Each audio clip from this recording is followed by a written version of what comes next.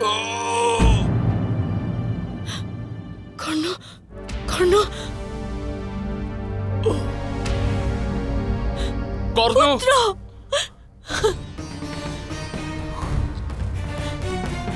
পুত্র কর্ণ।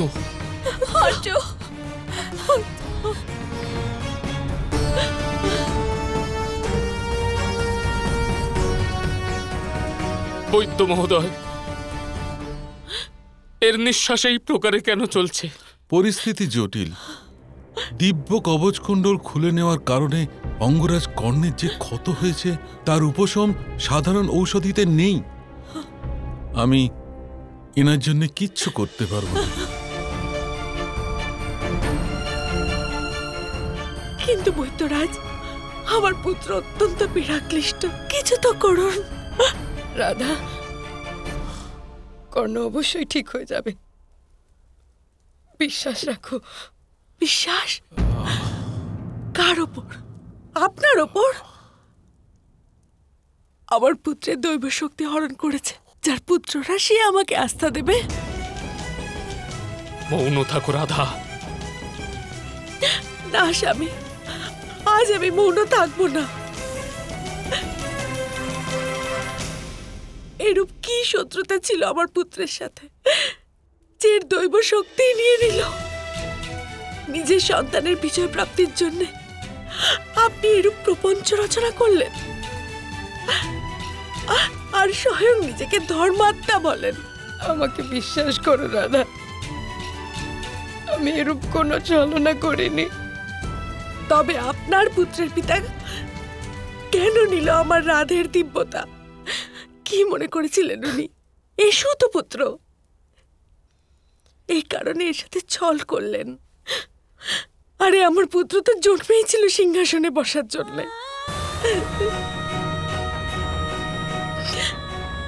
কিন্তু নিজের দরিদ্র পিতার কোলকে সিংহাসন বলে গণ্য করেছিল।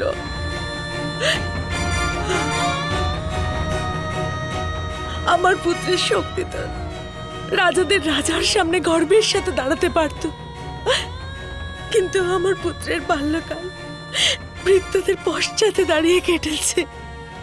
একমাত্র কবচ কুণ্ডল ছিল এর দিব্যতার প্রমাণ, সেটাও চিনিয়ে নিল। আপনার পুত্রদের জীবনের জন্য আপনাকে অভিনন্দন রাজমাতা, কিন্তু আপনি তো আমার পুত্রকে হত্যাই করে দিলেন। হত্যাই করে দিলেন আমার পুত্রের। এরূপ বলো না রাধা। কর্ণ, কর্ণ আমারই পুত্র।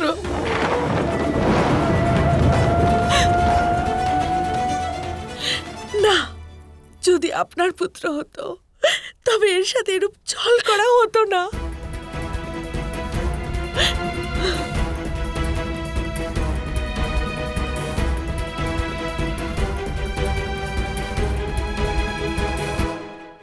যদি কর্ণ আপনারই পুত্র প্রতিপন্ন হয়, তাহলে ওর জীবনকে রক্ষা করুন।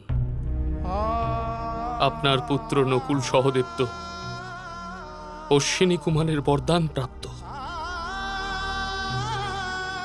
আমি আপনার কাছে মিনতি করছি,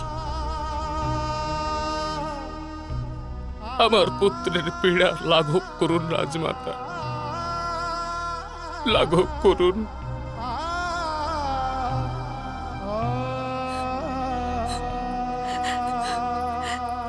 রাজমাতা, রাজকুমার সহদেব, রাজকুমার নকুল, আর্য তো ওনাদের জ্যেষ্ঠ ভ্রাতা।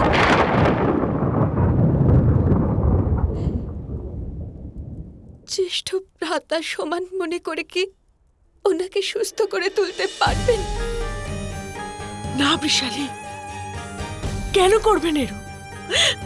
আমার পুত্র তোদের শত্রু হয়, আর শত্রুকে কে জীবন দান করে?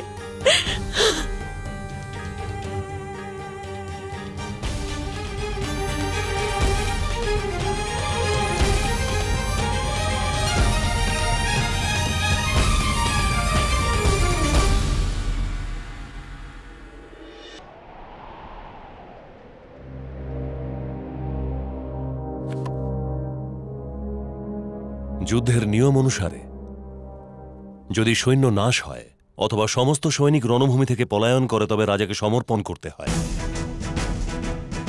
রাজা শত্রুকে দ্বন্দ্বে আহ্বান করতে পারে না।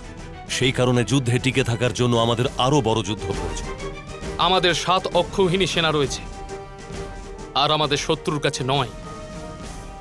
আমাদের যে কোনো প্রকার 2 অক্ষৌহিনী সেনা সহায়তা প্রাপ্ত করতে হবে। মদ্ররাজ শল্য আমাদের মাতা মাদ্রের জ্যেষ্ঠ ভ্রাতা। নকুল ওনার কাছে আমাদের সহায়তা করার প্রার্থনা করেছে। ওনার 2 অক্ষৌহিনী সেনা নারায়ণী সেনার ন্যায় শক্তিমান বলে গণ্য করা হয়। শীঘ্রই মামাশ্রী শল্য নিজের সেনাবাহিনী সমেত স্থানে পৌঁছে যাবেন।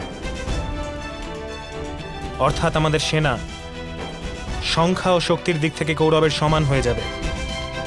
রাস্তায় ওনার বিশ্রামের আয়োজনও আমরা করেছি। পুত্র,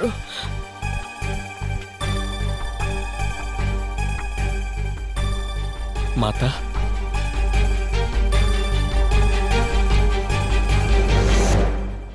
মাতা, কোনো সমস্যা উপস্থিত? দ্বিধা তো হবেই জ্যেষ্ঠ।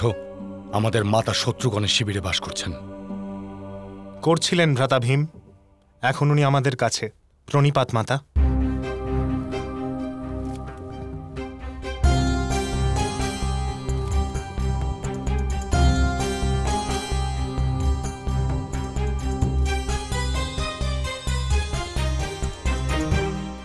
প্রণিপাত মাতা।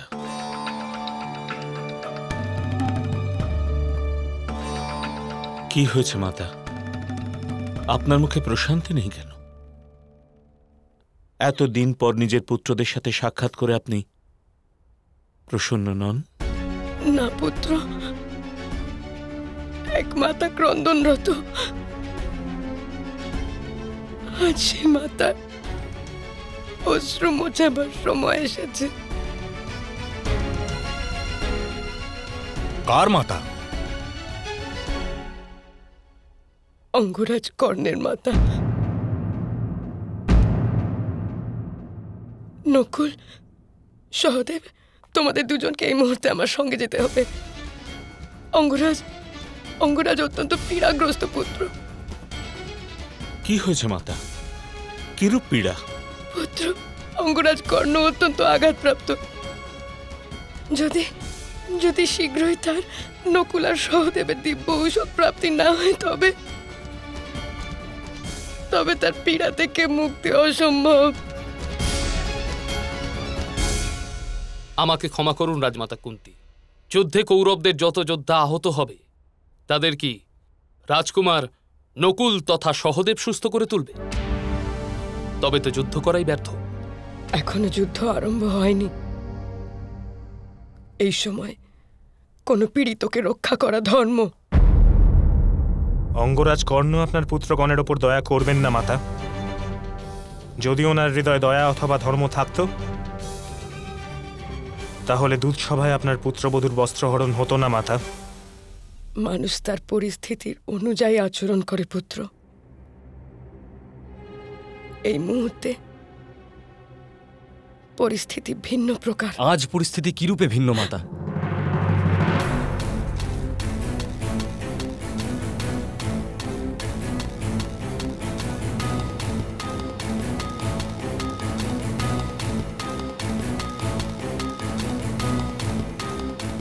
পুত্র,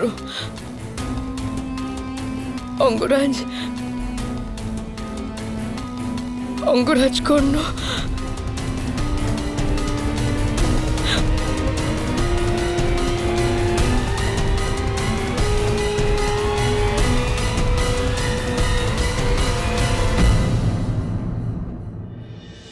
আমাদের পক্ষে কেবল 7 অক্ষৌহিনী সেনা রয়েছে, আর ওদের পক্ষে 11 অক্ষৌহিনী সেনা একত্রিত হয়ে গেছে। এই যুদ্ধে বিজয় লাভের জন্য মহামহিমের মৃত্যুর পরিকল্পনার বিষয়ে বিচার করা অনিবার্য।